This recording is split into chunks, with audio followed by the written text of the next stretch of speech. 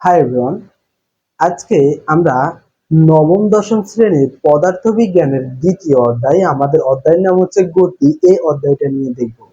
তো তোমাদের ভিডিও দেখার আগে রিকোয়েস্ট থাকবে যে মনোযোগ সহকারে ভিডিওটা দেখবা। আমি অলওয়েজ ফিজিক্স পড়ানোর ক্ষেত্রে একটা কথাই বলি, ফিজিক্স যদি তুমি বুঝতে পারো তাহলে ফিজিক্সের যে কোনো ম্যাথমেটিক্যাল প্রবলেম তুমি খুব ইজিলি সলভ করে দিতে পারবা। তবে তোমাকে মনোযোগ দিয়ে থিওরিটা বোঝা লাগবে। থিওরি বুঝতে পারলে দেখবা যে কোনো ম্যাথ ইজিলি বুঝতে পারবা, ইজিলি সলভ করতে পারবা। ম্যাথ একদমই ইজি, একদম সহজে সলভ করা যায় যদি তুমি থিওরি বুঝে থাকো। তো আমাদের ফিজিক্সের এই যে দ্বিতীয় অধ্যায়, এই অধ্যায়টার নাম হচ্ছে গতি। এখন গতি জিনিসটা পড়ার আগে আমার গতি আর স্থিতি সম্পর্কে জানা লাগবে। আমি যদি তোমাকে বলি তোমার বিল্ডিংটা গতিশীল না স্থিতিশীল, আসলে গতি জিনিসটা কি? গতি জিনিসটা হচ্ছে সময়ের সাথে বস্তুর অবস্থানের পরিবর্তনই হলো গতি। এখন কথা হলো, আমি যদি তোমাকে বলি যে তোমার বিল্ডিংটা স্থির বস্তু না গতিশীল বস্তু, তখন তুমি ইজিলি বলে দিবা যে ভাইয়া আমার বিল্ডিংটা তো একটা স্থির বস্তু। আসলে আমি কি তোমাকে বলছি কার সাথে তুলনা করতেছি? আগে আমাকে দেখতে হবে কার সাথে তুলনা করতেছি। এই জিনিসটা কেমন? ধরো আমি বললাম যে একটা ছেলে, ধরো তোমার কোনো একটা বন্ধু, সে স্মোক করে, হ্যাঁ, আমি বললাম ছেলেটা খুব ভালো। তখন কি তোমার মনে এই কথা আসবে না যে একটা ছেলে স্মোক করে সে কেমনে ভালো হইতে পারে? কিন্তু আমি তো বলি নাই আমি তাকে কার সাথে তুলনা করছি। দেখো আমি তাকে তার অন্য কোনো ফ্রেন্ডের সাথে তুলনা করছি যে তোমার কি খায়, গাঁজা খায়। তাহলে আমি যখন তার সাথে তুলনা করছি তখন তুমি কি বলবা? তাহলে অবশ্যই স্মোক করা অনেক ভালো, আর বন্ধু তো গাঁজা খায়, তাই না? তাহলে কোনো কিছু সম্পর্কে কমেন্ট করার আগে আমি তাকে অন্য কিছুর সাথে তুলনা করতেছি। তো কার সাথে তুলনা করতেছি আগে এই জিনিসটা দেখা দরকার, তারপরে তার বিষয়ে আমার কমেন্ট করা দরকার, তাই না? তো এখন যদি আমি তোমার বিল্ডিংটারে বলি যে আমি তোমার বিল্ডিংটা গতিশীল নাকি স্থির, তখন তোমাকে আগে দেখা লাগবে তুমি কার সাথে তুলনা করতেছো। তুমি ধরো বলে দিলা যে স্থির, কিন্তু আমি তোমাকে যদি বলি আমি সূর্যের সাথে তোমার বিল্ডিংটারে তুলনা করতেছি, তখন কি ভাইয়া তুমি বলতে পারবা এটা স্থির বস্তু? না, তখন তুমি বলবা গতিশীল বস্তু। তাহলে কোনো কিছু সম্পর্কে কমেন্ট করার আগে আমি তাকে তুলনা করব। এই যে তুলনা করতেছি কারোর সাথে, এই জিনিসটারে বলবো আমরা সাপেক্ষ। একজনের সাপেক্ষে আরেকজনকে তুলনা করা, একজনের সাথে আরেকজনের তুলনা করা, এই জন্য আমরা বলবো ফিজিক্সে সাপেক্ষ। তো যার সাথে তুলনা করব তাকে আমরা বলবো কি? প্রসঙ্গ বিন্দু বা প্রসঙ্গ কাঠামো। তো প্রসঙ্গ কাঠামোটা কি আমি এখানে লিখে রাখছি, প্রসঙ্গ কাঠামো যে বস্তুর সাথে তুলনা করে কোন বস্তুর অবস্থান, গতি, স্থিতি ইত্যাদি নির্ণয় করা হয় তাকে প্রসঙ্গ বিন্দু বা প্রসঙ্গ কাঠামো বলে। অর্থাৎ যার সাথে তুলনা করে একটা বস্তুর অবস্থান, সেটা কি গতিশীল বস্তু না স্থির বস্তু, এই জিনিসটা তুলনা করব, এই জিনিসটাকে আমরা কি বলবো ভাইয়া? প্রসঙ্গ বিন্দু বা প্রসঙ্গ কাঠামো।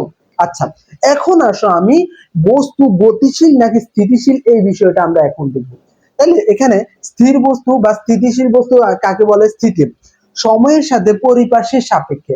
এই যে পরিপার্শ্বিকের সাপেক্ষে মানে কি ভাই? আমার চারপাশে যে জিনিসগুলো আছে না, পরিবেশ জিনিসগুলো আছে না, এটার সাথে আমি তুলনা করছি। এই কথাটাকে আমরা বলতেছি পরিপার্শ্বিকের সাপেক্ষে, মানে আমাদের চারপাশে যে আছে এই তুলনা করতেছি, এটাকে আমরা বলবো সাপেক্ষ।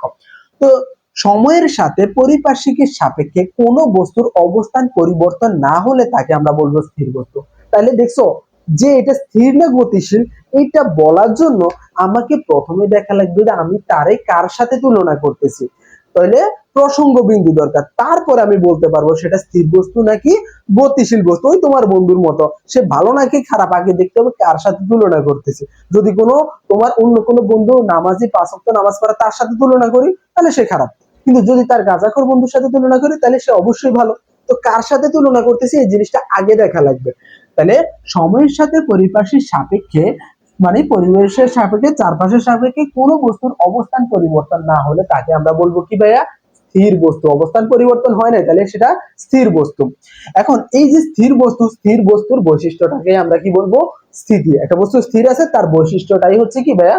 স্থিতি। বুঝতে পারছো? এখন এখন তুমি স্থির বস্তু বলার আগে আগে তোমাকে দেখা লাগবে যে কার সাথে তুলনা করতেছো। যদি তুমি আগে তুলনাটা করে ফেলো, তারপরে তুমি রিল্যাক্সে বলে দিতে পারবে এটা স্থির বস্তু নাকি গতিশীল বস্তু। এখন গতি কাকে বলে? সিমিলারলি সময়ের সাথে পরিপার্শ্বিক সাপেক্ষে কোনো বস্তুর অবস্থান যদি পরিবর্তন হয় তাকে আমরা কি বলবো ভাইয়া? গতিশীল বস্তু বলবো। অবস্থানের পরিবর্তন হচ্ছে পরিপার্শ্বিক সাপেক্ষে। আর যে কি গতিশীল বস্তুর বৈশিষ্ট্যকে আমরা কি বলবো? গতি বলবো। এখন আমরা যদি অনেকগুলা উদাহরণ দেখি তাহলে আমরা কি বলতে পারি? ধরো তুমি আর তোমার বন্ধু ট্রেনের মধ্যে সামনাসামনি বসে আছো। এখন আমি যদি তোমাকে বলি যে ভাইয়া তুমি গতিশীল নাকি স্থির, এখন তুমি কি আমাকে উত্তরটা দিতে পারবা? না, পারবা না। কেন পারবা না? আমি তো তোমার তুলনা করি না, যে কার সাথে তুলনা করবে এটা তো বলে দিইনি। তাহলে আমি যদি কার সাথে তুলনা করবে এটা বলে না দিই, তাহলে কি তুমি বলতে পারবা তুমি স্থির না গতিশীল? এখন তুমি বললা যে ভাই আমি গতিশীল, আমি বললাম যে এখন আমি পরে যদি গিয়ে বলি যে তুমি তোমার বন্ধুর সাথে তুলনা করে দেখো তো, তাহলে তোমার বন্ধুর সাথে যদি তুমি তুলনা করো, তুমি যদি এখন বলো তুমি গতিশীল, তাহলে কি হইতো? তোমার বন্ধু এখানে সিটের মধ্যে বসে আছে, সামনাসামনি দুজন একসাথে বসে আছো, তুমি ট্রেনের সামনের জানালা টানালা ভাঙিয়া সামনে চলে গেছে, বা তোমার বন্ধু একদম চলে গেছে, এরকমটা হইতো, তাই না?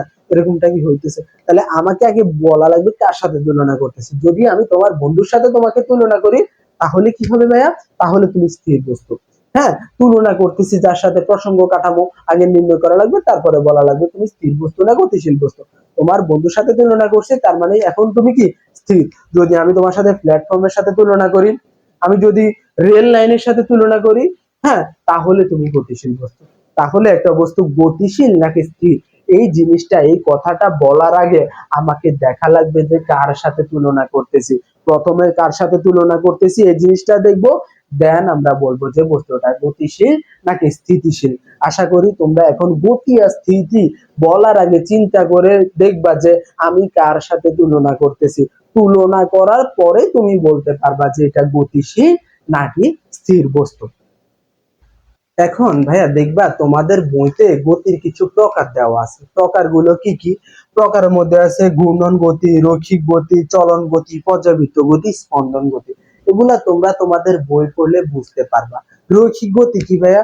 কোন বস্তুর গতি যদি এমন হয় যে একটা সরল রেখার মধ্যে নির্দিষ্ট থাকে, একটা সরল রেখার মধ্যে সীমাবদ্ধ থাকে, তাহলে রৈখিক গতি রেখার উপরে আছে, সরল রেখার উপরে আছে। কোন বস্তুর গতি যদি একটা সরল রেখার উপরে থাকে তাকে আমরা কি বলবো ভাইয়া? সরল রৈখিক গতি বলবো বা রৈখিক গতি বলবো। এখন আসো ভাইয়া, ঘূর্ণন গতি কাকে বলে? ঘূর্ণন গতি জিনিসটা হচ্ছে যে কোন বস্তু যদি একটা নির্দিষ্ট বিন্দু বা রেখাকে কেন্দ্র করে ঘুরতে থাকে, তখন তার গতিকে আমরা কি বলবো ভাইয়া? ঘূর্ণন গতি। ঘুরতেছে কিছুকে কেন্দ্র করে, ঘূর্ণন গতি। পর্যায়বৃত্ত গতি, এই জিনিসটা একটু ঠান্ডা মাথায় মনে রাখো যে পর্যায়বৃত্ত জিনিসটা কি। পর্যায়বৃত্ত গতিটা হচ্ছে একটা বস্তু গতিশীল হবে, এটা ঘূর্ণায়ন পথে হবে। এটা কেমন হয় যে একটা নির্দিষ্ট বিন্দুকে কেন্দ্র করে নির্দিষ্ট সময় পর পর একই দিক থেকে অতিক্রম করলে কোন বস্তুর গতিকে আমরা কি বলবো? পর্যায়বৃত্ত গতি বলবো। কন্ডিশনটা কি? একটা নির্দিষ্ট বিন্দুকে কেন্দ্র করে একটা নির্দিষ্ট বিন্দুকে নির্দিষ্ট সময় পর পর একই দিক থেকে অতিক্রম করতেছে, তাকে আমরা কি বলবো ভাইয়া? তাকে আমরা বলবো পর্যায়বৃত্ত গতি। উদাহরণ কি হইতে পারে?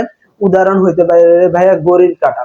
একটা ঘড়ির সেকেন্ডের কাঁটা কি হয় ভাইয়া? 12 রে সবসময় 11 থেকে এসে 12 রে অতিক্রম করে না, 60 সেকেন্ড পর পরে অতিক্রম করে। এখন তুমি যদি আমারে বলো যে ভাইয়া না আমার ঘড়িটা কি 65 সেকেন্ড পরে অতিক্রম করতেছে, তাহলে আমি বলবো যে ভাইয়া ডেফিনেটলি তোমার ঘড়ি নষ্ট।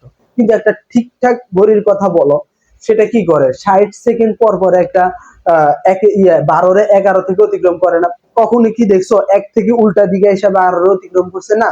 আর সেকেন্ডের কাটা কি এমন হয়েছে একবার বড় হয়ে গেছে একটা ছোট হয়ে গেছে? এমন তো না। একটা নির্দিষ্ট দূরত্ব থেকে নির্দিষ্ট বিন্দুরে নির্দিষ্ট সময় পর পর একই দিক থেকে অতিক্রম করলে তাকে আমরা কি বলবো? তাকে আমরা বলবো পর্যায়বৃত্ত গতি। আর একটা গতি আছে আমাদের বইয়ে, স্পন্দন গতি। স্পন্দন গতি কি জিনিসটা কি ভাইয়া?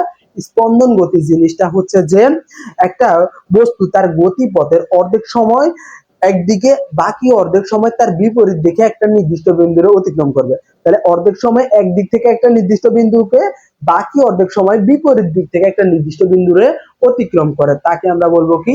স্পন্দন গতি। কেমন? গিটারের তারের গতি একটা স্পন্দন গতি না? এই গতিগুলা তোমাদের বইতে উদাহরণ সহকারে দেওয়া আছে, তোমরা পড়বা, পড়লেই বুঝতে পারবা। আলাদা একটা গতি আছে কি? চলন গতি। এটা গতিরই প্রকার, চলন গতি। এটা তার গতিপথের সকল বিন্দু সমান সময়ে সমান দূরত্ব অতিক্রম করবে। এমন যদি হয় একটা বিন্দু দুই, মানে এর একটা বস্তু আছে, তার প্রতিটা বিন্দু গোনা, ধরো একটা অতিক্রম করছে 3 মিটার আর একটা অতিক্রম করছে একটা একই সময়ের মধ্যে 2 মিটার, তাহলে এটা চলন গতি হবে না। সকল বিন্দু সমান সময়ে সমান দূরত্ব যদি অতিক্রম করে তাকে বলবো আমরা কি গতি ভাইয়া, তাকে আমরা বলবো চলন গতি। তো তোমাদের বইতে দেখবা যে সুন্দর করে এই জিনিসগুলো দেওয়া আছে, তোমরা যদি পড়ো তাহলেই তোমরা বুঝতে পারবা এই জিনিসগুলো। এখন আমরা যে জিনিসটা দেখবো সেটা হচ্ছে রাশি। রাশি মানে কি? রাশি হচ্ছে ভৌত জগতে যা কিছু পরিমাপ করা যায় তাকে রাশি বলে। মানে তুমি পৃথিবীর যাই কিছু পরিমাপ করতে পারবা তাকে আমরা কি বলবো, রাশি বলবো। আচ্ছা, তুমি বাজারে কোনো কারণে ধরো চাউল কিনতে গেলা বা আটা কিনতে গেলা, 1 কেজি আটা নিয়ে আসলা, এই যে আটা তুমি পরিমাপ করতে পারো সেটা হচ্ছে একটা রাশি। মানে তুমি যাই পরিমাপ করতে পারবা কিনা সেটাই হবে রাশি। তুমি সময় বলো, যা কিছুই বলো, যা কিছুই তুমি পরিমাপ করতে পারবা সবকিছুই হবে কি, রাশি। তাহলে ভৌত জগতে যা কিছু পরিমাপ করা যায় তাকে কি বলে, রাশি বলে। এই রাশিটা কয় প্রকার? 2 প্রকার, একটা হচ্ছে স্কেলার রাশি আর একটা হচ্ছে ভেক্টর রাশি। স্কেলার রাশি কি? যে রাশিকে প্রকাশ করার জন্য শুধু মানের প্রয়োজন, দিকের প্রয়োজন নেই, তাকে আমরা কি বলবো ভাইয়া, স্কেলার রাশি বলবো। স্কেলার রাশির মাধ্যমে কি হবে ভাইয়া, শুধু মান দিয়ে তুমি প্রকাশ করতে পারবা, দিকের দরকার নেই। উদাহরণ হিসেবে ভাইয়া কি হইতে পারে, ধরো আমি তোমাকে বললাম যে কয়টা বাজে, তুমি আমারে বললা যে ভাইয়া এখন 1টা বাজতেছে। এখন যদি 1টা বাজে, আমি কি তোমাকে প্রশ্ন করবো যে কোন দিকে 1টা বাজে? এই এই জিনিসটা কি আমি কি তোমাকে প্রশ্ন করার দরকার আছে? নাই। তাহলে এটা শুধু মান দিয়ে প্রকাশ করে দিছো, 1টা বাজে মান দিয়ে প্রকাশ করছো। এই রকমের রাশিগুলোকে আমরা কি বলবো ভাইয়া, স্কেলার রাশি বলবো। হ্যাঁ, যাদের প্রকাশের জন্য দিকের দরকার হয় না। আবার যদি আমি জিজ্ঞেস করি যে যে কোন একটা বস্তু, এটার ভর কত, এই বস্তুর ভর হচ্ছে, তুমি বললা যে এই বস্তুর ভর হচ্ছে কত, তুমি আমারে বলে যে 2 কেজি। এখন আমি কি তোমাকে জিজ্ঞেস করা লাগবে এটা কোন দিকে 2 কেজি? ভর, ভর তো ভাইয়া দিকের দরকার হয় না, তাহলে এটা কি হবে ভাইয়া, এটা হবে আমার স্কেলার রাশি। এখন আসো ভেক্টর রাশিটা কি? ভেক্টর রাশি হচ্ছে যে রাশিকে প্রকাশের জন্য মান ও দিক উভয়ের প্রয়োজন হয় তাকে ভেক্টর রাশি বা দিক রাশি বলে। অর্থাৎ যেটাকে শুধু মান দিয়ে তুমি প্রকাশ করতে পারবে না। আমি উদাহরণ হিসেবে কি দিতে পারি ভাইয়া, উদাহরণ হিসেবে আমি ধরো বললাম যে তোমার স্কুল বা তোমার মাদ্রাসা তোমার থেকে কত দূরে, আর আমি তোমার এলাকার কিচ্ছু চিনি না। তুমি আমারে বললা যে আমার বাসা থেকে 10 মিটার দূরে গেলে আপনি আমার মাদ্রাসা বা আমার স্কুলটা পাবেন। এখন আমি যদি ওই জায়গার অপরিচিত হয়, ধরো তোমার বাসাটা হচ্ছে তোমার থেকে ডান দিকে, মাদ্রাসাটা তোমার বাসা থেকে ডান দিকে, তুমি আমারে বললা 10 মিনিট। এখন আমি ডান দিকে না গিয়ে বাম দিকে হাঁটা শুরু করে দিলাম 10 মিটার, বা পিছনের দিকে হাঁটা শুরু করে দিলাম 10 মিটার, মানে আমি কি জীবনও তোমার স্কুল বা মাদ্রাসা পাবো? জীবনও পাবো না। আমি উল্টা হাইটে কোন দিকে না কোন দিকে গেছি কোনো খোঁজ খবর নাই, কিচ্ছু নাই। মানে আমাকে এখন তুমি কিভাবে বললে আমি তোমার লোকেশনে পৌঁছাইতে পারবো, যে এটা লোকেশন তুমি আমাকে দিচ্ছ? এটার জন্য আমি তোমাকে বলে দিতে হবে না যে আমার থেকে আপনি ডান দিকে যান, ডান দিকে গেলে তাহলে 10 মিটার গেলে আপনি আমার মাদ্রাসা বা আমার স্কুলটা খুঁজে পাবেন। এখন আমি যে বললাম যে ডান দিকে, যে দিকটা দেখাই দিলাম, এই যে দিক একটা রাশিকে প্রকাশ করার জন্য মানও বলছে 10 মিটার দূরে, দিকও দেখানো দরকার হয়েছে। এটাকে আমরা কি বলবো ভাইয়া, এটাকে আমরা ভেক্টর রাশি বলবো। অর্থাৎ যেটাকে প্রকাশের জন্য মান আর দিক উভয়ের প্রয়োজন হয় তাকে আমরা কি বলবো ভাইয়া, ভেক্টর রাশি বলবো। এখন এই ভেক্টর রাশি প্রকাশের জন্য ভাইয়া কয়েকটা সিম্পটম আছে যে কিভাবে প্রকাশ করব আমরা। ধরো এই চিহ্ন দ্বারা প্রকাশ করতে, ধরো এ, এটা একটা ভেক্টর রাশি না স্কেলার রাশি? এখন আমি বলতে পারবো না ভাই এটা ভেক্টর রাশি না স্কেলার রাশি, যদি তার উপর একটা তীর চিহ্ন থাকে, অথবা এ এর নিচে একটা চিহ্ন থাকে, এরকম একটা রেখা থাকে, বা এ এর উপরে যদি একটা রেখা থাকে, অথবা ছোট হাতে তার উপরে ক্যাফের মতো কিছু দেওয়া থাকে, অথবা এই এটাকে যদি আমি এভাবে বোল্ড করে লিখি, হ্যাঁ মোটা অক্ষরে লিখি, তাহলে এই যে ভাবে, এই কয়েকটা ভাবে তোমার নরমালি কি হয়, ভেক্টর রাশিকে প্রকাশ করে। এই জিনিসগুলো দ্বারা আমি কি বুঝাইছি, একটা দিক বুঝাইছি। তাহলে যাদেরকে প্রকাশের জন্য মান আর দিক উভয়ের দরকার হয় তাদেরকে আমরা বলবো ভেক্টর রাশি, আর যাদেরকে প্রকাশের জন্য শুধু মানের দরকার হয়, দিকের দরকার হয় না, তাদেরকে আমরা কি রাশি বলবো ভাইয়া, তাদেরকে আমরা বলবো স্কেলার রাশি। আর রাশি জিনিসটা কি, যা পরিমাপ করতে পারবা তাই হচ্ছে রাশি। এগুলো তো এমনি নরমালি থিওরিটিক্যালি কথা, তবে অধ্যায় শুরুর আগে এই জিনিসগুলো তোমাদেরকে বোঝা দরকার। তাহলে তোমরা যখন অন্যদিকে যাবা, উপরের দিকে যাবা, তাহলে তোমরা বুঝতে পারবা তখন যে আসলে এখন কি হইতেছে। এই ছোট ছোট জিনিসগুলা দেখে তো মনে হয় ভাই এগুলা খুবই ইজি জিনিস, কিন্তু যখন তুমি উপরের দিকে যাবা তখন বুঝতে পারবা যে এই জিনিসগুলা কেন আমরা পড়ে আসছি, কি দরকার। তখন ওই জিনিসগুলো বোঝার জন্য এই জিনিসগুলো বুঝা রাখা দরকার। এগুলা বুঝে রাখলে তাহলে ওই জিনিসগুলো তুমি খুব ভালোভাবেই বুঝতে পারবা আর খুব সহজেই তোমার মাথায় ঢুকে যাবে। এখন আমরা যে জিনিসটা দেখবো সেটা হচ্ছে দূরত্ব আর সরণ। দূরত্ব জিনিসটা কি, সরণ জিনিসটা কি? দূরত্ব হচ্ছে বস্তুর আদি এবং শেষ অবস্থানের মধ্যবর্তী পথের পার্থক্যকে দূরত্ব বলে। পথের পার্থক্যকে আমরা দূরত্ব বলবো। ধরো এটা হচ্ছে তোমার স্কুল, এটা হচ্ছে তোমার স্কুল, হ্যাঁ, আর এটা হচ্ছে ধরো তোমার বাসা, হ্যাঁ। এখন তুমি তোমার বাসা থেকে স্কুল ফাঁকি দেওয়ার জন্য কি করতে পারো? স্কুলে যাবা, একটু লেট করে যাবা, তখন তুমি তোমার বাসা থেকে বের হইছে, এমনি ঘুরাই ফিরে দুনিয়ার সব রাস্তা ঘুরাই তারপরে কি করছো, তুমি তোমার স্কুলে আসছো। এই যে তুমি আদি অবস্থান আর শেষ অবস্থানের মধ্যবর্তী যে পথটা অতিক্রম করছো সেটা হচ্ছে তোমার দূরত্ব। মানে কি, বস্তুর আদি এবং শেষ অবস্থানের মধ্যবর্তী পথের পার্থক্যকে আমরা কি বলবো? দূরত্ব। মানে তুমি তোমার বাসা থেকে স্কুলে যাওয়ার জন্য যে ঘুরায় পেঁচায় রাস্তা টাইম কাটানোর জন্য দুনিয়া ঘুরে গেছো, এই জিনিসটার পথের যে পার্থক্যটা, এই পার্থক্যটাকে বলবো আমরা কি? দূরত্ব। আর সরণ জিনিসটা কি ভাইয়া? সরণ জিনিসটা হচ্ছে বস্তুর আদি এবং শেষ বিন্দুর মধ্যবর্তী সরল রৈখিক বা ন্যূনতম দূরত্বকে। এখন দেখো তোমার বাসা থেকে তোমার স্কুলের মধ্যবর্তী দূরত্ব কতটুকু ভাই? ভাইয়া সরল রৈখিক দূরত্ব। ভাই এই জিনিসটা না ভাইয়া, এই জিনিসটা সরল রৈখিক দূরত্ব না? হ্যাঁ, এই জিনিসটা সরল রৈখিক দূরত্ব। এখন এখানে দেখো ন্যূনতম দূরত্ব বা এই জিনিসটা হচ্ছে তোমার বাসা থেকে তোমার স্কুলের ন্যূনতম দূরত্ব। এই যে সরল রৈখিক দূরত্ব বা ন্যূনতম দূরত্ব, এই জিনিসটাই হচ্ছে তোমার সরল। এখন আমি যদি বলি যে তোমার বাসা থেকে তোমার স্কুল হচ্ছে 10 মিনিটের পথ, এখন তুমি চাইলে যে স্কুলে যে আমি আজকে ফাঁকি দিব, হ্যাঁ, ক্লাস করব না, এর জন্য একটু টাইম বাইরে, বাসায়ও থাকা যাবে না। কেন থাকা যাবে না? বাসায় থাকলে বকাবকি করবে। এখন স্কুলেও আমি টাইমলি পৌঁছাবো না, তাহলে রাস্তায় ঘোরাঘুরি করবো। এই যে ঘুরবো, তার জন্য কি আমি এই যে পথটা অতিক্রম করতেছি না, পথের পার্থক্যটা। এখন এই ঘোরার জন্য তো আমি চাইলে বাসা থেকে এদিকেও যাইতে পারি। ধরো আমি কি করলাম, আমি চিন্তা করলাম যে আমি 1 কিলোমিটার পথ ঘুরে তারপর স্কুলে যাব। এখন এই 1 কিলোমিটার আমি এমনি ঘুরতে পারি, এমনি ঘুরতে পারি, আমার যেমনি ইচ্ছা এমনি ঘুরতে পারি, যে কোনো রাস্তা দিয়ে আমি যাইতে পারি, তাই না? তাহলে এইখানে কি ভাই আমার কোনো দিকের দরকার আছে? তুমি আমারে বলো, কোনো দিকের দরকার হইছে? না। তাহলে এই দূরত্বটা ভাই কোন ধরনের রাশি হবে আমাকে বলো তো? যেখানে দিকের দরকার নাই, শুধু মানের দরকার, সেটা কোন ধরনের রাশি? স্কেলার রাশি। একটু আগে পড়ে আসছি। তাহলে দূরত্ব কোন ধরনের রাশি ভাই? স্কেলার। এটা কোন ধরনের রাশি ভাই? স্কেলার।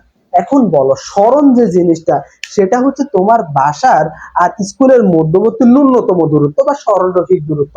এটার জন্য তুমি প্রকাশ করতে হলে কি ভাইয়া দিকের দরকার আছে না? একটু আগে যে বললাম তোমার, ধরো তোমার বাসা থেকে ডান দিকে ধরে নাও, তাহলে এই যে দিকের একটা দরকার হয়েছে না ভাইয়া? তাহলে এই সরণটা কি রাশি হবে ভাইয়া? সরণটা হবে তোমার ভেক্টর রাশি। সরণটা কি রাশি হবে? ভেক্টর রাশি। তাইলে দূরত্ব কি ধরনের রাশি? আমি যদি এখন তোমার প্রশ্ন করি যে দূরত্ব কি ধরনের রাশি, দূরত্ব হচ্ছে একটা, দূরত্ব হচ্ছে কি রাশি? স্কেলার রাশি। আর যে তোমার সরণ, সরণ কোন ধরনের রাশি ভাইয়া? সরণ হচ্ছে একটা স্কেলার, সরি, সরণটা হচ্ছে ভেক্টর রাশি, দূরত্ব হচ্ছে স্কেলার রাশি। এখন আসো আমাদের পরবর্তী যে জিনিসটা, সেটা হচ্ছে যে আমাদের বইয়ে দেওয়া আছে দ্রুতি আর বেগ, দুইটা কথা দেওয়া আছে। তাইলে দ্রুতি কাকে বলবো আমরা? দেখো দূরত্ব থেকে যে জিনিসটা আসবে তাকে আমরা কি বলবো? দ্রুতি বলবো। দেখো দ্রুতি কাকে বলি আমরা? দ্রুতি, হ্যাঁ, দ্রুতি। দ্রুতি কি ভাইয়া? দ্রুতি হবে তোমার দূরত্বের বাই সময়, দূরত্ব বাই, দূরত্ব বাই সময়। আচ্ছা, তাহলে একটারে একটা দিয়ে ভাগ দিলে আমরা কি করি ভাইয়া? হার করি। আমরা এখান থেকে ডেফিনিশনে যাব। দ্রুতি কাকে বলে মনে রাখবা? দ্রুতি হবে দূরত্বরে সময় দিয়ে ভাগ দিচ্ছি। দতে দূরত্ব, দতে দ্রুতি, দতে দূরত্ব, দতে দ্রুতি। তাহলে সময়ের সাথে দূরত্বের পরিবর্তনের হারকে, দূরত্বের যদি আমরা ভাগ দিই দূরত্বের হারকে, সময়ের সাথে দূরত্বের হারকে আমরা কি বলবো? দূরত্বের পরিবর্তনের হারকে আমরা বলবো দ্রুতি। দূরত্ব, সময়ের সাথে দূরত্বের পরিবর্তনের হারকে আমরা কি বলবো? দ্রুতি বলবো। এখন দেখো দূরত্বের কি দ্বারা প্রকাশ করে ভাইয়া? দূরত্বের একক। দূরত্বের একক কি ভাইয়া? একক ভাইয়া মিটার না? আর সময়ের একক কি ভাইয়া? সময়ের একক তো আমরা জানি সেকেন্ড। তাহলে এইটার একক কি হবে ভাইয়া? দিন শেষে এটার একক হবে তোমার মিটার পার সেকেন্ড না? তাহলে দূরত্বের একক কি ভাইয়া? দ্রুতির একক কি? দ্রুতির একক হচ্ছে ভাইয়া মিটার পার সেকেন্ড। এখন তুমি আমারে বলো এই যে দূরত্বটা সেটা কোন ধরনের রাশি ভাইয়া? ভাইয়া দূরত্বটা তো একটা স্কেলার রাশি। সময়টা কি রাশি ভাইয়া? সময়টাও একটা স্কেলার রাশি। একটা স্কেলার রাশিকে একটা স্কেলার রাশি দিয়ে যদি তুমি ভাগ দাও তাহলে দিন শেষে যেটা পাবা সেটা কি হবে? স্কেলার রাশি হবে না? তাহলে তুমি এখান থেকে আমারে বলো দ্রুতিটা কোন ধরনের রাশি ভাইয়া? দ্রুতিটা হচ্ছে তোমার স্কেলার রাশি। দ্রুতি কোন ধরনের রাশি? স্কেলার রাশি। তোমাদের পরীক্ষায় এমসিকিউ আসে দ্রুতি কোন ধরনের রাশি ভাইয়া? দ্রুতি হচ্ছে একটা স্কেলার রাশি। এখন যদি ভাই আমি মাত্রাটা বের করি, মাত্রা কি হবে ভাইয়া? দ্রুতির মাত্রা বের করতেছি, যার মাত্রা বের করি তাকে সবসময় মনে রাখবা কোন ব্র্যাকেটে রাখি? থার্ড ব্র্যাকেটে। তাহলে এখানে মাত্রা বের করার সময় এটা হবে কি? দূরত্বের মাত্রা। দূরত্বের দূরত্বের মাত্রা বাই সময়ের মাত্রা। সময় সময়ের মাত্রা থার্ড ব্র্যাকেট। আচ্ছা ভাইয়া তুমি এখান থেকে আমাকে একটু কষ্ট করে বলো দূরত্বের ইংলিশ কি ভাইয়া? দূরত্বের ইংলিশ লেন্থ না? লেন্থ মানে দূরত্ব না? তাহলে লেন্থের প্রথম অক্ষর কি ভাইয়া? এল। তাহলে আমরা মাত্রা লেখার সময় তার ইংলিশ নামের প্রথম অক্ষরটা যা তার ক্যাপিটাল লেটার লিখবো ভাইয়া, লেন্থের এল। আর সময়ের ইংলিশ কি ভাইয়া? টাইম। টাইমের টি। তাহলে এটারে যদি আমি এভাবে নিয়ে আসি তাহলে এটা নিচ থেকে উপরে উঠে গেলে ইনভার্স ওয়ান হয়ে যায় না? তাহলে দ্রুতির এক মাত্রা কি হবে ভাইয়া? দ্রুতির মাত্রা হবে এল টি ইনভার্স ওয়ান। তাহলে দ্রুতির একক কি ভাইয়া? দ্রুতির একক হচ্ছে মিটার পার সেকেন্ড। দ্রুতি কোন ধরনের রাশি? স্কেলার রাশি। তাহলে দ্রুতি নির্ণয়ের সূত্র কি ভাইয়া? দ্রুতি নির্ণয়ের সূত্র হচ্ছে দ্রুতি ইকুয়াল দূরত্ব বাই সময়। দতে দ্রুতি, দতে দূরত্ব। দূরত্বের যখন তুমি সময় দিয়ে ভাগ দিবা যে জিনিসটা পাবা সেই জিনিসটাই হচ্ছে কি? দ্রুতি। সেই জিনিসটা হচ্ছে দ্রুতি। এখন আসো সরণ। তাহলে সরণ আমরা এখন পড়লাম কি? সরণ থেকে যে জিনিসটা আসবে সেটা হচ্ছে বেগ। আমরা দ্রুতি পড়ে ফেলছি। তাই তুমি আগে বলো একটা, মানে আমি তোমাকে জিজ্ঞেস করলাম রহিম করিম দুই ভাই, একজন যদি হয় রহিম তাহলে আরেকজনকে তখন তুমি বলতে পারবা আরেকজন করিম। দুই ভাই যেহেতু, তাহলে আমাদের এখানে দুইটা জিনিস আছে, একটা হচ্ছে দ্রুতি আর একটা হচ্ছে বেগ। তাহলে দূরত্ব থেকে যেটা পাইছি সেটা কি হবে? আমার দ্রুতি পাবে। দূরত্ব থেকে যেটা পাইছি সেটা হবে আমার দ্রুতি। এখন তাহলে সরণ থেকে কি পাবো ভাইয়া? সরণ থেকে পাবো আমি বেগ। তাহলে বেগ কিভাবে পাবো ভাইয়া? সরণ। সরণ বাই সময়। তাইলে বেগ কাকে বলে? সময়ের সাথে সরণের পরিবর্তনের হারকে আমরা কি বলবো? একটার একটা ভাগ দেওয়া মানে কি হার করা না? তাহলে সময়ের সাথে সরণের পরিবর্তনের হারকে আমরা কি বলবো? এটাকে আমরা বলবো বেগ। সরণের পরিবর্তনের হারকে আমরা কি বলবো ভাইয়া? বেগ। এখন বলো এর একক কি? সরণ মানে একক হচ্ছে ভাইয়া মিটার। সরণের একক, সরণের একক এটাও এক ধরনের দূরত্ব তাই না ভাইয়া? তাহলে এটার হচ্ছে মানে শর্টকাট দূরত্ব যেটা আর কি, এটার একক কি ভাইয়া? মিটার না? আর সময়ের একক কি? একক হচ্ছে ভাইয়া সেকেন্ড। তাহলে দিন শেষে বেগের একক কি হবে ভাইয়া? বেগের একক হবে ভাইয়া মিটার পার সেকেন্ড। বেগের একক কি ভাইয়া? Metre per second. মাথায় রাখো, কারণ সামনে যখন ম্যাথ করতে যাবা বেগের ম্যাথ গুলা এই এককটা তোমার লাগবে, সব ক্ষেত্রে লাগবে। বেগের একক কি ভাইয়া? বেগের একক হচ্ছে আমার মিটার পার সেকেন্ড। এখন আসো মাত্রা বের করব। যখন আমরা মাত্রা বের করব তাহলে বেগকে আমরা কিসের ভিতরে রাখবো ভাইয়া? বেগকে আমরা থার্ড ব্র্যাকেটের ভিতরে রাখবো। তাহলে সরণের মাত্রা, সরণ, সরণের মাত্রা বাই সময়ের মাত্রা তাই না? সময়ের মাত্রা। তাহলে সরণের মাত্রা কি ভাইয়া? সরণও তো একটা ধরনের দূরত্ব তাই না? যেটা হচ্ছে শর্টকাট দূরত্ব বা সরলরৈখিক দূরত্ব। তাহলে এটার ইংলিশ কি হবে ভাইয়া? লেন্থ হবে না? লেন্থ মানে দূরত্ব। তাহলে লেন্থের প্রথম অক্ষর এল। এল কি হবে ভাইয়া? ক্যাপিটাল লেটার হবে না? তাহলে এল। হ্যাঁ, তারপরে আর সময় ইংলিশ টাইম, টাইমের টি। তাহলে বেগের মাত্রা কি হবে ভাইয়া? দিন শেষে বেগের মাত্রা হবে থার্ড ব্র্যাকেট এল টি ইনভার্স ওয়ান তাই না? তাহলে আমরা এখানে কি বেগের মাত্রাও পেয়ে গেলাম, বেগের এককও পেয়ে গেলাম। এখন বেগের ইংলিশ কি ভাইয়া জানো? বেগের ইংলিশ হচ্ছে ভেলোসিটি। বেগের ইংলিশ কি? ভেলোসিটি। ভেলোসিটির ভি এটা হচ্ছে কি ভাইয়া? প্রকাশক। প্রকাশ, সরি প্রকাশ। তাহলে বেগকে কি দ্বারা প্রকাশ করি ভাইয়া? আমরা বেগকে ভি দ্বারা প্রকাশ করি। বেগের সূত্র কি ভাইয়া? সরণ বাই সময়। সরণকে যখন সময় দিয়ে ভাগ দিব তখন যে জিনিসটা পাবো সেটা হচ্ছে বেগ। একক হচ্ছে মিটার পার সেকেন্ড আর মাত্রা হচ্ছে এল টি ইনভার্স ওয়ান। মনে থাকবে, এই জিনিসগুলো মাথায় ঢুকাই নাও, কারণ এগুলো হচ্ছে তোমার ফিজিক্সের আস্তে আস্তে শুরুর দিক। এখান থেকে আস্তে আস্তে আস্তে আস্তে পরে দেখবা যে এই মাত্রাটা এখন খুব ইজিলি মনে রাখতে পারতেছো। তখন আরো যখন বড় বড় মাত্রাগুলো আসবে তখন কিন্তু তখন কিন্তু তোমার বেগের দরকার হবে। যখন বেগের দরকার হবে তখন তুমি যদি বেগের মাত্রা বলে দিতে পারো, দেখবা ওই মাত্রাগুলো তুমি ইজিলি বের করতে পারতেছো। আর বেগ এমন একটা জিনিস, তোমার ফিজিক্স জীবনে যতক্ষণ পর্যন্ত আছে ততক্ষণ পর্যন্ত এই বেগটা থাকবে। তুমি যদি সারা জীবন সায়েন্সে পড়ে যাও, তোমার বেগটা থাকবে। যে কোনো সেক্টরে যাও, যেখানে যাও না কেন, তোমার বেগ জিনিসটা লাগবে, বুঝছো? তার জন্য এই জিনিসটা ভালোভাবে মাথায় ঢুকায় নাও। তাহলে এখন আমাকে বলো, বেগ কি ধরনের রাশি? হ্যাঁ, এই যে বেগটা, এখানে আমি একটা ভেক্টর রাশি, সরণ একটা ভেক্টর রাশি, একটা ভেক্টর রাশিকে যখন একটা স্কেলার রাশি দিয়ে ভাগ দিব, তাহলে যে মানটা পাবো সেটা অলওয়েজ কি রাশি হবে? ভেক্টর রাশি হবে। তাহলে বেগ কি ধরনের রাশি ভাইয়া? ভেক্টর রাশি। বেগ কি ধরনের রাশি? ভেক্টর রাশি। ভেক্টর রাশি। এখন বুঝতে পারতেছো যে কত ইজি থিওরি গুলো? যদি তুমি বুঝতে পারো তাহলে ইজি, যদি না বুঝতে পারো তাহলে কঠিন। তাহলে আমরা এখানে কি শিখলাম?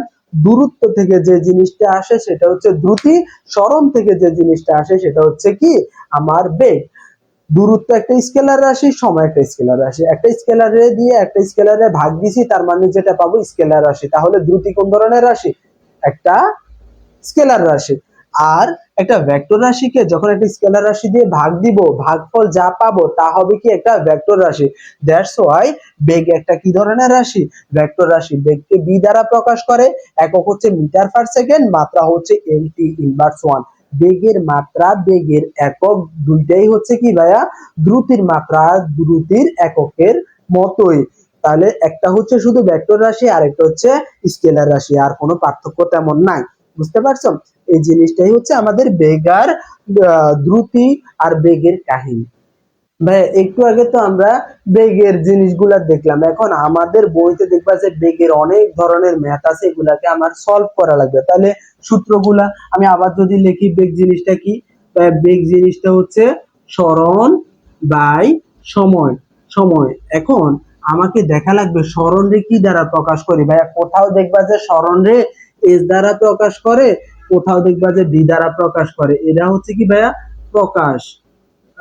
হ্যাঁ, প্রকাশ। তাহলে কি কি দ্বারা প্রকাশ করে? কোথাও ডি দ্বারা প্রকাশ করে, কোথাও এস দ্বারা প্রকাশ করে। তাহলে এখানে আমি যদি এস দিই আর এখানে যদি আমি টি দিলাম, টাইম রে কি দ্বারা প্রকাশ করে বা সময় কি দ্বারা প্রকাশ করে? টাইম টি দ্বারা প্রকাশ করে। টি মানে হচ্ছে টাইম। হ্যাঁ, তাহলে এখানে বেগ রে ভি দ্বারা প্রকাশ করে, তাহলে আমি V equal S by T লিখতে পারি না? হ্যাঁ, আমরা পারি। এই এস মানে কি ভাইয়া?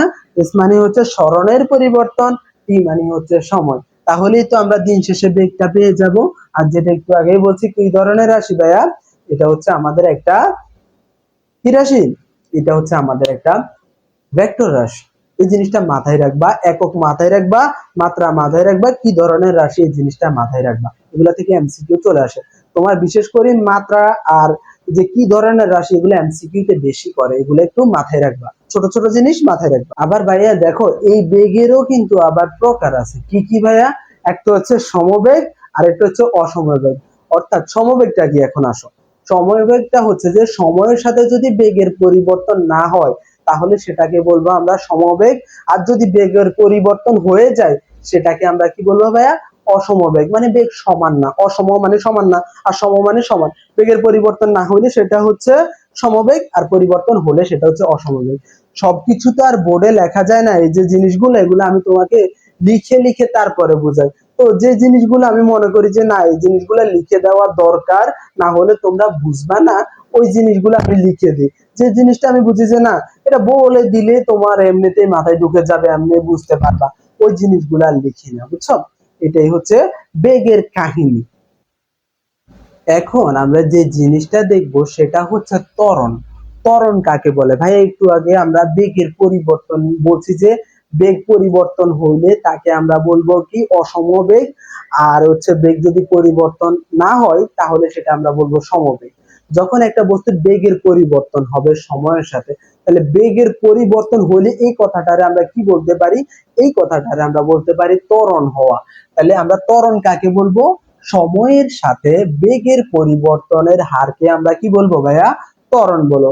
অর্থাৎ হার মানে কি, আমি বলছি হার মানে একটার একটা দিয়ে ভাগ দেওয়া। তাহলে বেগের পরিবর্তনে আমরা সময় দিয়ে যদি ভাগ দিই, যে জিনিসটা পাবো সেই জিনিসটাকে আমরা বলবো কি ভাইয়া, ত্বরণ বলবো। তাহলে বেগের পরিবর্তন ভাইয়া, বেগের পরিবর্তনে আমরা কি, এখন একটা বস্তু ধরো, একটা বস্তু এখানে আছে, হ্যাঁ, একটা গাড়ি ধরো, গাড়ি কেমনে আঁকে, হ্যাঁ ধরো হইছে, কোন রকমের একটা গাড়ি হইছে, হইলেই হইলো।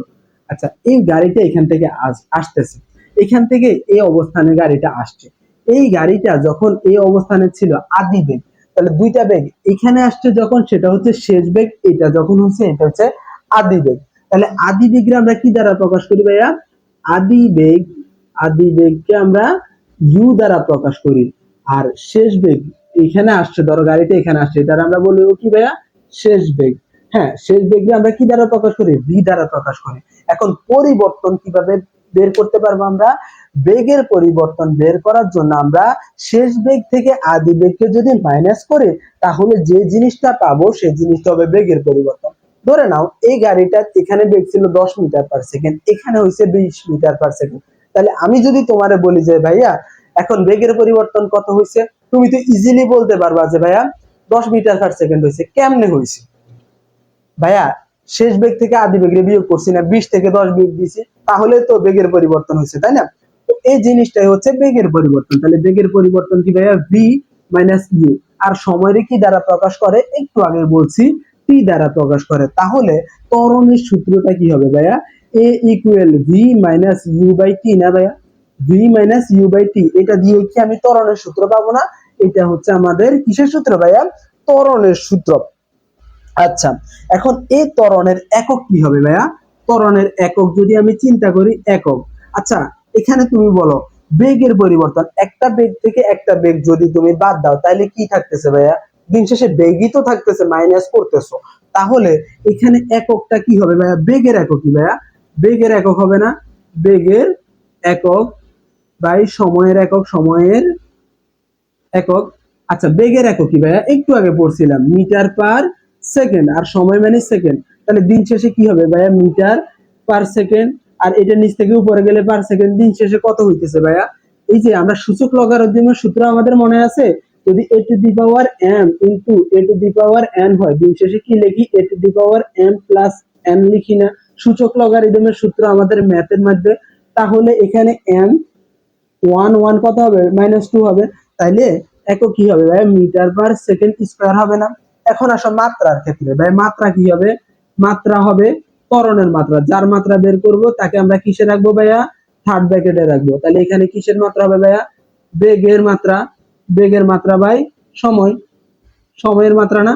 তাহলে বেগের মাত্রা কি একটু আগে বের করছিলাম আমরা, এল টি ইনভার্স 1, আর সময় কি টি না? তাহলে দিন শেষে কি হয়েছে ভাইয়া, এল টি ইনভার্স 2 না? তাহলে ত্বরণের মাত্রা কি ভাইয়া, এল টি ইনভার্স 2। একক হচ্ছে ভাই মিটার/সেকেন্ড স্কয়ার। আর ত্বরণকে কি দ্বারা প্রকাশ করি ভাইয়া, এ দ্বারা। অ্যাক্সিলারেশন মানেই হচ্ছে ত্বরণ, ত্বরণকে ইংলিশে বলে কি, অ্যাক্সিলারেশন। অ্যাক্সিলারেশনের প্রথম অক্ষর এ, তার জন্য আমি এখানে ত্বরণকে কি দ্বারা প্রকাশ করতেছি, এ দ্বারা প্রকাশ করতেছি। আশা করি এই বিষয়গুলা তোমরা বুঝতে পারছো। এখন তোমাদের বইতে দেখবা আরো কিছু সূত্র দেওয়া আছে, আমরা এগুলো মুখস্থ করে ফেলি। আরে সূত্র ধরো, আমাদের বইতে আরো কিছু সূত্র দেওয়া আছে। কেমন সূত্র দেওয়া আছে, যেমন ভি ইকুয়াল ইউ প্লাস এটি, এই সূত্র আমরা মুখস্থ করি, ভি ইকুয়াল ইউ প্লাস এটি, ভি ইকুয়াল ইউ প্লাস এটি। ভাই এই সূত্রটা কোথা থেকে আসছে, দেখো তো এই সূত্রটা কোনোভাবে এখান থেকে আসে কিনা। এটা যদি আমি ভাঙি, এটা এখানে ভাগে আছে, এখানে আসলে কি হবে, গুণ হবে না, এটি ইকুয়াল ভি মাইনাস ইউ না? তাহলে এখানে এটি, এটা এই পাশ থেকে এই পাশে নিয়ে আসো, ইউ ইকুয়াল ভি হয় না? সুতরাং ভি ইকুয়াল কি হয়, ঘুরাই লেখো, ইউ প্লাস এটি হয় না? দেখছো এই সূত্রটা, A equal V minus U by T, মানে ত্বরণের সূত্র থেকে ভি ইকুয়াল ইউ প্লাস এটি আসে। কিন্তু আমরা বেগের সূত্র মুখস্থ করে যাই। যদি সময় দেওয়া থাকে, ত্বরণ দেওয়া থাকে, আদিবেগ দেওয়া থাকে, তাহলে শেষ বেগ নির্ণয়ের সূত্র হচ্ছে কি, ভি ইকুয়াল ইউ প্লাস এটি। আমরা বইতে কি করি, এই সূত্রটাও একবার মুখস্থ করি, এই সূত্রটাও একবার মুখস্থ করি। ভাই দেখো, সায়েন্সে অনেক সূত্র আছে, মুখস্থ করার অনেক জিনিস আছে। মাত্র তো ভাই শুরু করছো, এখনই যদি না বুঝে এত সূত্র মুখস্থ করো, তাহলে ভাইয়া ফিউচারে কি করবা, তখন কি আর কোনো উপায় থাকবে, কোনো উপায় থাকবে না। এখনো যদি মুখস্থ করো, তখনও মুখস্থ করবা, তাহলে কি হবে, দিন শেষে কিছুই নাই। এরকমটা হবে না? তো বেশি মুখস্থ করতে যাও না, যেগুলা বুঝতে পারবা, হ্যাঁ, এগুলো বুঝে নাও। আর যেগুলো দেখবা যে না ভাই মুখস্থ করা ছাড়া উপায় নেই, অনেক কিছু আছে মুখস্থ করা লাগে, হ্যাঁ তাও বুঝে মুখস্থ করা লাগে, ওই জিনিসগুলো মুখস্থ করবা। খুদাই আজাইরা জিনিস মুখস্থ করে শুধু শুধু মাথা গরম করার কোনো দরকার আছে? কোনো দরকার নেই। তো সবগুলো মুখস্থ করতে চায় না, কিছু বুঝো, কিছুটা একটা সূত্রে অন্য সূত্রতে কিভাবে কনভার্ট করে এই জিনিসটা বুঝো। তারপরে যদি দরকার হয়, মনে হয় যে না এরপরও আমার কাজ হইতেছে না, আমি বুঝতে পারতেছি না, তাহলে কি করবো? আর সায়েন্স যেহেতু নিছো, ঠাডা মুখস্থ করে ফেলো। বাট আগে বুঝার ট্রাই করো, যদি না পারো তাহলে ঠাডা মুখস্থ। যদি বুঝতে পারো ভাই বুঝো। এত সূত্র মুখস্থ, লাইফে যে কি পরিমাণ সূত্র মুখস্থ করা লাগবে, যখন উপরের দিকে যাবা তখন বুঝতে পারবা। এখন থেকে হুদাই মাথা গরম করার দরকার নাই। বুঝো বুঝো, বুঝলে বুঝলে মাথায় থাকবে। মুখস্থ করলে দিন শেষে দেখবা যে কিছু মাথায় নেই। তো তোমাদের যে গতি অধ্যায়টা, এটা বেশ একটা বড় অধ্যায়। তো এই অধ্যায়টাকে আমরা দুইটা ভাগে ভাগ করবো, একটা হবে পার্ট ওয়ান, একটা হবে পার্ট টু। দুইটা ভিডিওতে আমরা দেখবো। তো আজকের ভিডিওটা এই পর্যন্তই থাক। যতটুকু পড়ছি এইটুকু মন দিয়ে আগে বুঝো, হ্যাঁ। তারপরে বই খুলে দেখো যে সবগুলো বুঝতে পারছো কিনা। তারপরে আমরা দ্বিতীয় পার্টের মধ্যে এই অধ্যায়ে যে পরন্ত বস্তু সূত্র, আরো বাকি সব সূত্র আমরা সহজে বোঝার ট্রাই করব। এই সূত্রের সাথে ওই সূত্র তুলনা করে কিভাবে সহজে মনে রাখা যায় এই জিনিসগুলো দেখবো। তো আজকের ভিডিওটা এখানেই, দেখা হবে পরবর্তী ভিডিওতে এই ভিডিওর এই অধ্যায়ের পরবর্তী পার্ট নিয়ে। সে পর্যন্ত ভালো থাকো, সুস্থ থাকো, মন দিয়ে পড়াশোনা করো। আল্লাহ হাফেজ।